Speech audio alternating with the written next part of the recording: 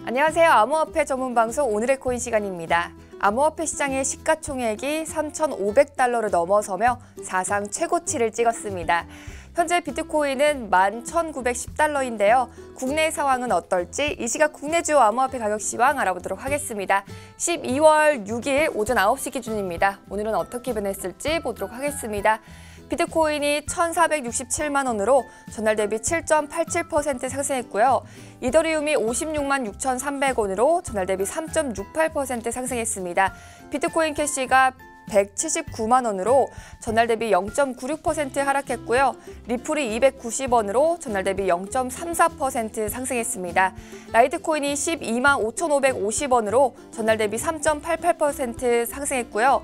모네로가 33만 2,800원으로 전날 대비 36.44% 상승했습니다. 이더리움 클래식이 3만 5,140원으로 전날 대비 2.80% 상승했고요. 퀀텀이 15,510원으로 전날 대비 2.02% 하락했습니다. 글로벌 암호화폐 시장을 분석해줄 송범선 애널리스트 나와주셨습니다. 안녕하세요. 안녕하세요. 반갑습니다. 송범선입니다. 은피 씨는 바로 알트코인들에도 투자를 하세요? 이전에는 비트코인만 봤었는데 저도 여자여서 마음이 변하나 봐요. 요즘엔 알트코인도 관심이 가더라고요. 네, 요즘은 이 눈에 띄는 알트코인들이 굉장히 많아요. 이전에는 비트코인이 오르면은 투자자들은 비트코인을 사기 위해서 알트코인을 팔았습니다. 네. 자, 근데 그래서 알트코인이 하락하기 일쑤였죠. 하지만 최근의 모습들은 동반 상승하는 경우가 많습니다. 어제 3시 기준으로 코인마켓캡을 보면은 시가총액 100위권 내에 암호화폐 중에서 76개가 상승 추세에 놓여 있습니다. 자, 그리고 비트코인도 1.42% 상승하면서 76개의 알트코인들도 같이 상승세를 타고 있는 거죠. 왜 이런 변화가 생긴 거죠?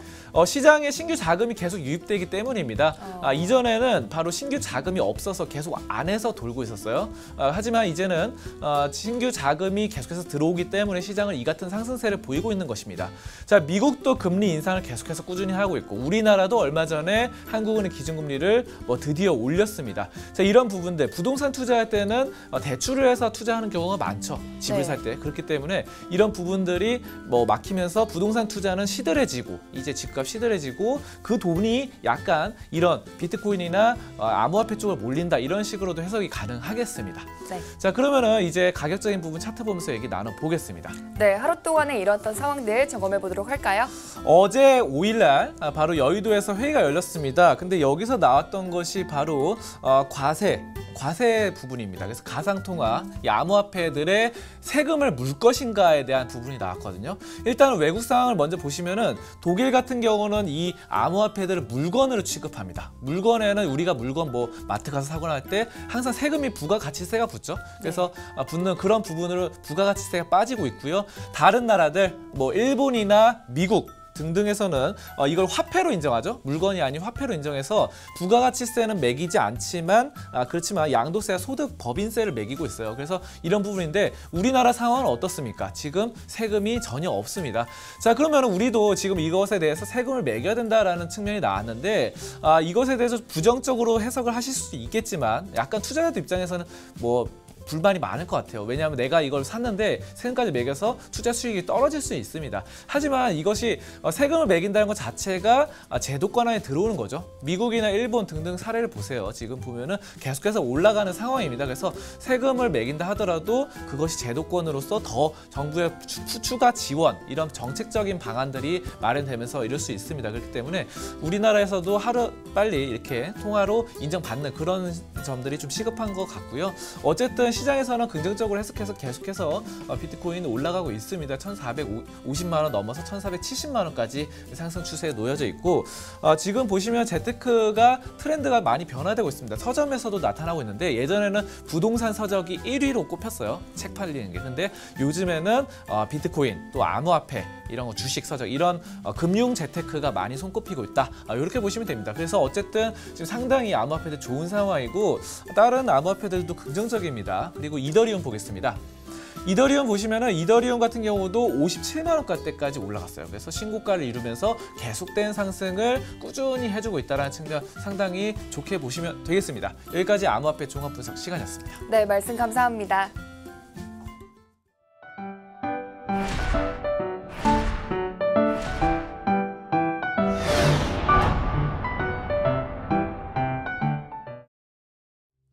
네, 오늘의 비트코인 날씨에서는요. 흐린 소식 3개가 준비되어 있습니다. 맑은 소식은 없네요. 흐린 소식 보도록 하겠습니다. 뉴욕타임즈가 한국은 암호화폐에 대한 열기가 가장 뜨거운 시작이라고 평가했습니다.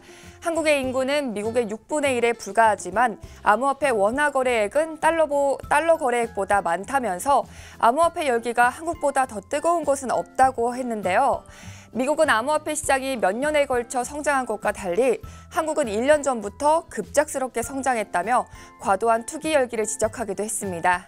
뉴욕타임즈의 이 같은 보도는 암호화폐 규제 움직임을 본격화하는 흐름에 맞물려 나온 것이어서 주목받고 있는데요. 재계와 의회 정부가 머리를 맞대고 규제 마련을 서둘러야 될 것 같습니다. 중국이 지난 9월 암호화폐 거래소 폐쇄로 암호화폐 버블을 피해가고 있다고 발표했습니다. 지난 주말 상하이에서 개최된 금융 포럼에서 중국 인민은행 외환국장인 판궁성은 연초만 해도 중국이 세계 암호화폐 거래 80%를 차지했다며 중국이 9월에 암호화폐 거래소를 폐쇄하지 않았다면 중국도 비트코인 버블에 같이 휩쓸렸을 것이라고 말했는데요. 이어 올 들어 1000% 가까이 오른 것은 전형적인 버블이라 지적하며 중국 정부가 올바른 결정을 내린 것이라고 단언했는데요. 중국이 암호화폐를 받아들이기까지는 조금 더 시간이 필요한 것 같습니다. 비트코인의 제도권 시장 진입을 앞두고 헤지펀드들이 하락 배팅을 준비하고 있습니다. 대부분의 헤지펀드 매니저들은 현재 비트코인 시장을 버블이라 보고 있기 때문에 상승보다는 하락할 가능성이 더 높다고 보고 있는 것인데요. 휴스턴 대학의 경영학 교수인 크레이그 프리롱도 비트코인 가격이 합리적인 수준으로 내려갈 가능성이 더 높다고 전망했습니다. 실수로 비트코인 7,500여 개를 버렸다면 어떤 심정일까요? 정말 하늘이 무너질 것 같은데요. 이 불운의 사나이는 영국 뉴포트에 사는 제임스 하웰스입니다. 그는 방 청소를 하다가 서랍 속에 있던 오래된 하드디스크를 버렸습니다. 그는 하드디스크 안에는 비트코인 7,500여 개가 있었다는데요. IT 업계에서 일하며 테스트 삼아 자신의 컴퓨터로 비트코인을 채굴하고 있었는데 여자친구가 소음과 발열량 때문에 불평을 하자 비트코인 채굴을 중단했고 그 후로 잊어버린 것이죠. 그렇게 3년이 지나고 방 청소를 하던 날 그의 운명이 뒤바뀐 것입니다. 뒤늦게 깨닫고 쓰레기 매립장을 달려갔지만 찾을 수 없다고 합니다. 네, 저는 제 남자친구가 채굴을 한다고 하면 절대 말리지 않고 옆에서 화이팅을 외치며 응원할 것입니다. 네, 지금까지 오늘의 코인의 고은비치였습니다.